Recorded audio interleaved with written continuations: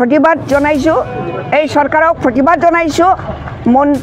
আমাৰ চৰকাৰৰ এই ডিপাৰ্টমেণ্টক জনে চলাইছে তাক আমি প্ৰতিবাদ জনাইছোঁ নলবাৰীৰ পৰা যদি চিভিল হস্পিটেলটো নাকাটে তেতিয়াহ'লে আমাৰ কোকৰাঝাৰ চিভিল হস্পিটেলটো কিয় কাটি লৈ যাব ENT ডিপাৰ্টমেণ্টটো আজিৰ পৰা ক্লোজ কৰিছে ENT ডেণ্টেল সব আজিৰ পৰা ক্লোজ অৰ্ডাৰ দিছে ওপৰৰ পৰা অৰ্ডাৰ আহিছে মানে এইটো চিৰিয়েলি উঠাই লৈ যাব লাগে আজি এইটো ক্লোজ কৰিছে আজি আমি এইটো প্ৰতিবাদী অনুষ্ঠানটো আজি গ্ৰহণ কৰিছোঁ এই কাৰণে যে আমাৰ কোকৰাঝাৰ চিভিল হস্পিটেলৰ যিমান এছেট যিমান ছেটআপ ইয়াৰ পৰা উঠাই লৈ যাব বিচাৰিছে তাৰমানে মোক জানিব দিছে যে ইয়াৰ পৰা যদি উঠাই লৈ নাযায় তেতিয়াহ'লে মানে আমাৰ মেডিকেল কলেজটো নহ'ব কিয় নহ'ব এছেটটো বেলেগে ক্ৰিয়েট কৰিব লাগে হয় না নহয়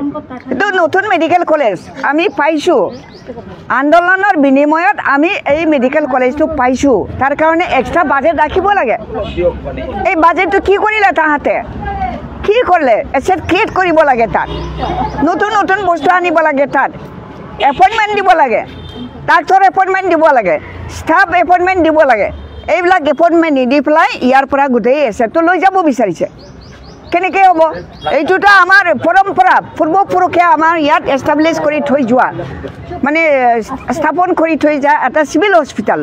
সেইটোক লৈ পেলাই পাব্লিকে মানে বহুত সহায় পাইছে ইয়াত আহি পেলাই ট্ৰিটমেণ্ট পাইছে ৰাইজে ইয়াতে মানে বহুত ৰাইজৰ আশা ভৰসা এই চিভিল হস্পিটেলটো ইয়াৰ পৰা উঠাই লৈ গ'লে ৰাইজৰ দুখীয়া দৰিদ্ৰ শ্ৰেণীৰ পেচেণ্টবিলাকে বেমাৰীবিলাকে তাত গৈ পেলাই ট্ৰিটমেণ্ট পোৱাটো বহুত মানে কঠিন হ'ব তেওঁলোকৰ কাৰণে কঠিন হ'ব সেইকাৰণে আমি আজি প্ৰতিবাদ জনাইছোঁ এই চৰকাৰক প্ৰতিবাদ জনাইছোঁ আমাৰ চৰকাৰৰ এই ডিপাৰ্টমেণ্টক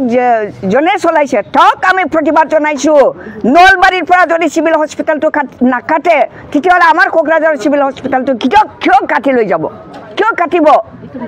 আমাৰ কোকৰাঝাৰৰ মান সন্মান নাই নেকি হা কোকৰাঝাৰৰ মান সন্মান নাই আমি বড়ো মানুহবিলাক এই বঙালী অকল বড়ো নহয় ইয়াত মই অকল বড়ো হিচাপে থিয় দিছোঁ ময়ে মানে 1 লাখ বড়োক মই বড়োসকলক মই ৰিপ্ৰেজেণ্ট কৰিছোঁ ENT ডিপাৰ্টমেণ্টটো আজিৰ পৰা ক্লোজ কৰিছে ENT ডেণ্টেল সব আজিৰ পৰা ক্লোজ অৰ্ডাৰ দিছে ওপৰৰ পৰা অৰ্ডাৰ আহিছে মানে এইটো চিৰিয়েলি উঠাই লৈ যাব লাগে আজি এইটো ক্লোজ কৰিছে একো নাই ENT আই ডেণ্টেল চাইকিয়াট্ৰিক ফিজিঅ'থেৰাপিষ্ট আজিৰ পৰাই ক্লোজ আৰু এইবিলাক চিৰিয়েলি লৈ যাব ব্লাড বেংক পৰ্যন্ত লৈ যাব কিয় লৈ যাব কিয় লৈ যাব আমাৰ মাননীয়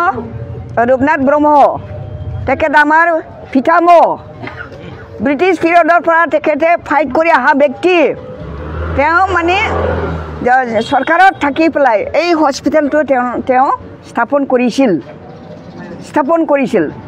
মাননীয় যাব দিওঁ তেতিয়াহ'লে তেওঁৰ মান সন্মানটো আমি কেনেকৈ ৰক্ষা কৰিব পাৰিম কেনেকৈ থাকিব